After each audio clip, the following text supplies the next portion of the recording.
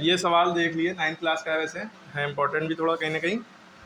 Find the value of 16 into two की power n plus 1 minus 4 into two की power n upon 16 into two की power n plus 1 minus 2 into two की power n plus 2।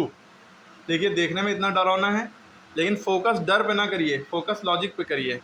Exponential power chapter है ना। अब देखिए, आप सोचेंगे सर यहाँ 16 है और यहाँ 16 तो है नहीं, तो 16 तो कॉमन ले नहीं सकते। सबसे मेन मुद्दा यहाँ से n को हटाना है। यहाँ टू की पावर n प्लस 1 लिखा है, यहाँ टू की पावर n है, यहाँ टू की पावर n प्लस 2 लिखा है, यहाँ टू की पावर n प्लस 2। पहले आपने 16 इंटू टू की पावर n प्लस 2 है, इसको देखिए कैसे सॉल्व करेंगे। पहले 16 का 16 लिखा, टू की पावर n प्लस 1 को आपने टू की पावर n इंटू टू की पावर 1 लिख लिया। किस बच्चे की ये नहीं समझ में आएगा, कुछ के समझ में आता है कि इनको रूल्स पता है कि एक्सपोनेंट वाले।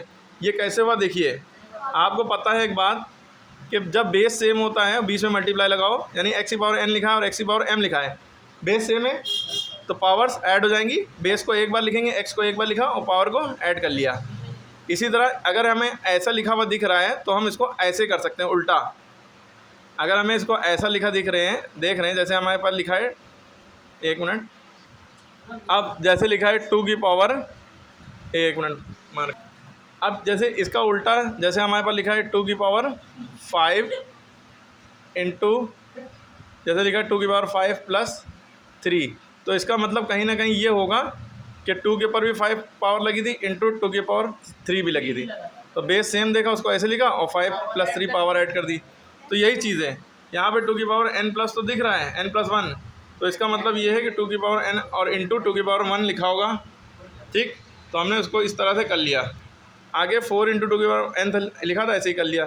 फिर 16 को उतारा, टू की पावर n प्लस 1 है तो टू की पावर n कर लिया, इंटू टू की पावर 2 कर लिया। क्योंकि बेस सेम है तो पावर ऐड हो जाएंगी, तो उल्टा आ रहे हैं हम, वापस आए 2 इंटू टू की पावर n प्लस 2। फिर देखिए बेस सेम था तभी तो पावर ऐड दिख रही है, सबका बेस अलग अलग कर ली, 2 बार कर लिए, तो टू की पावर n अलग कर ली, टू की पावर 2 अलग कर ली। याद तक समझ में आई बात?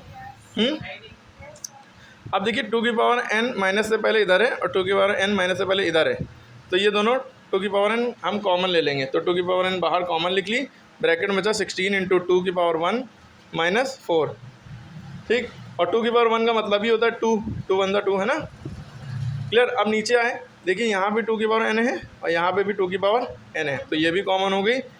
बाहर लिख लिया हमने टू की पावर n, 16 इंटू टू की पावर 2 बचा, माइनस से पहले ये लिखा, माइनस लगाया, 2 इंटू टू की पावर 2 बचा, ये हमने आगे लिख लिया। अब इसके बाद बस सॉल्व करना है। देखिए टू की पावर n से टू की पावर n कट जाएगा, टू की पावर n से टू की पावर n कट जाएगा। कब कटा? यहाँ पे मत काट दिएगा, जब कॉमन निकालेंगे अलग अलग कर लेंगे तभी काट सकते हैं। ठीक है, कट गया। और जब टू की पावर n कट गया, समझ लीजिए यहाँ 1 बचा, 1 से जब ये मल्टीप्लाई होगा तो यही आ जाएगा। यहाँ भी समझ लीजिए 1 से बचा, 1 बचा, 1 से ये सब मल्टीप्लाई होगा तो यही बचेगा। तो 16 इंटू 2 माइनस 4 बचा था और नीचे बचा था 16 इंटू टू की पावर 4 माइनस टू की पावर 2।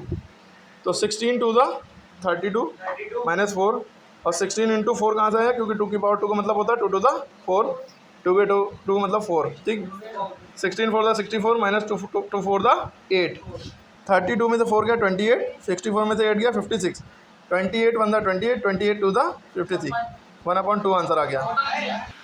अरे क्लियर?